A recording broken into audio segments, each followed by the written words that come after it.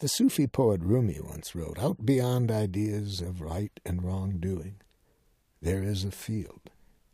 I'll meet you there." It's in that place that nonviolent communication helps us to live. It's quite a different world than this world of right doing and wrong doing, in which we decide whether the person deserves to suffer or deserves to be rewarded. In the world that Rumi is talking about, we see that compassionate giving is what is our nature and which is the most fulfilling way for us to live. Long before I reached adulthood, I had already learned to communicate in the impersonal moralistic judgments. These do not require us to reveal what's alive in us. They simply require us to judge people. When I encountered people or behavior I either didn't like or didn't understand, I was educated to react in terms of their wrongness. If my teachers assigned a task I didn't want to do, they were mean or unreasonable. If somebody pulled out in front of me in traffic, I might react by thinking or saying, "You idiot." When we speak this language, we think and communicate in terms of what's wrong with others for behaving as they do, or what's wrong with ourselves for behaving as we do. Our attention is focused on classifying, analyzing, and determining levels of wrongness, rather than on whether life is being served or not. When I'm communicating in the way I was programmed to communicate, if my life partner wants more affection than I'm giving, she is needy and dependent. But if I want more affection than I'm receiving, she's aloof and insensitive. If my partner is more concerned about details than I am, she's picky and compulsive. On the other hand, if I'm more concerned about details than she is sloppy and disorganized. It's my belief that all such analyses of other human beings are tragic expressions of our own values and needs.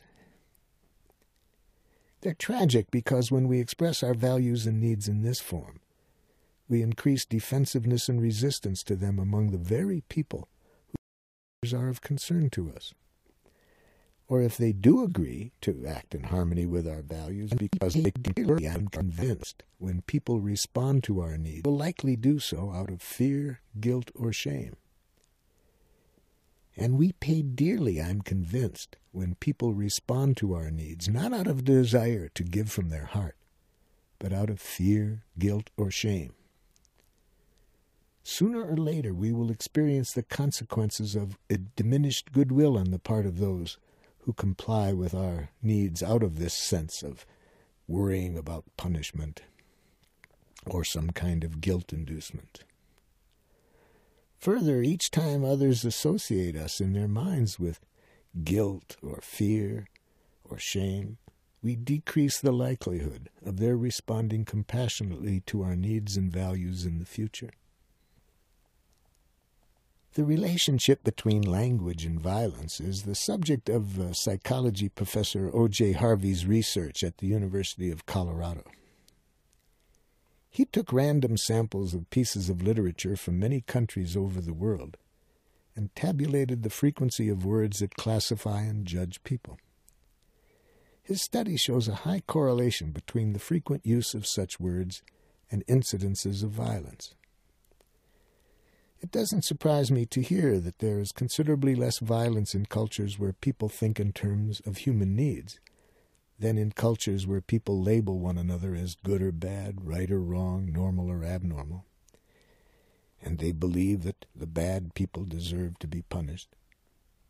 I feel great pain when I see how many of the programs that children are watching on television in which the heroes, in the course of the program, either kill or beat somebody up.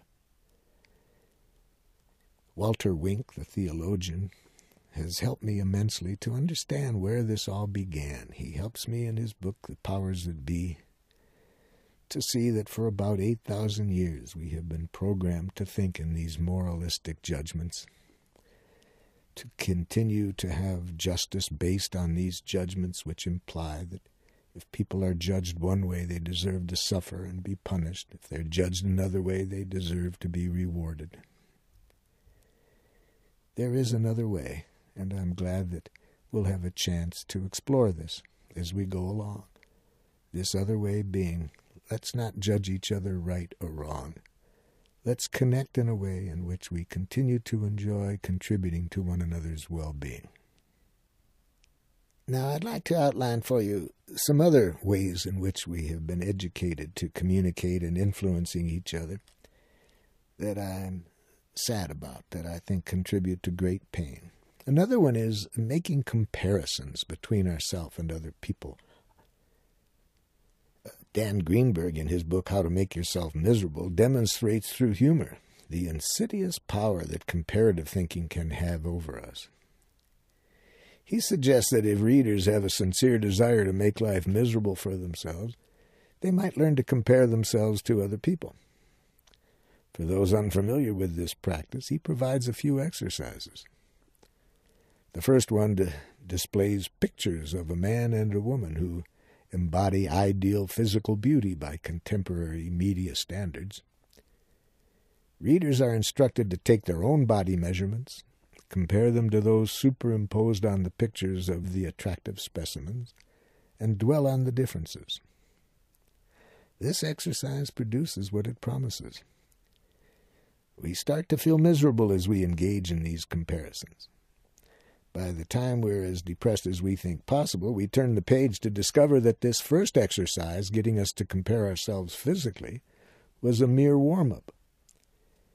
Since physical beauty is relatively superficial, Greenberg now provides an opportunity to compare ourselves on things that matter more, such as achievement. He resorts to the phone book to give readers a few random individuals to compare themselves with. The first name he claims to have pulled out of the phone book is Wolfgang Mozart. Greenberg lists the languages Mozart spoke and the major pieces he had composed by the time he was a teenager. The exercise then instructs readers to recall their own achievements at their current stage of life, and then compare them with what Mozart had accomplished by age 12, and to dwell on the differences. Even readers who never emerge from the self-induced misery of this exercise might see how powerfully this type of thinking blocks compassion, both for ourselves and others. Another kind of communication that disconnects us from life and contributes to great suffering is the denial of responsibility. Such communication clouds our awareness that we are each responsible for our own thoughts, feelings, and actions. The use of the common expression have to, as in there are some things you have to do, whether you like it or not, illustrates how personal responsibility for our actions is obscured in such speech. Or the phrase, makes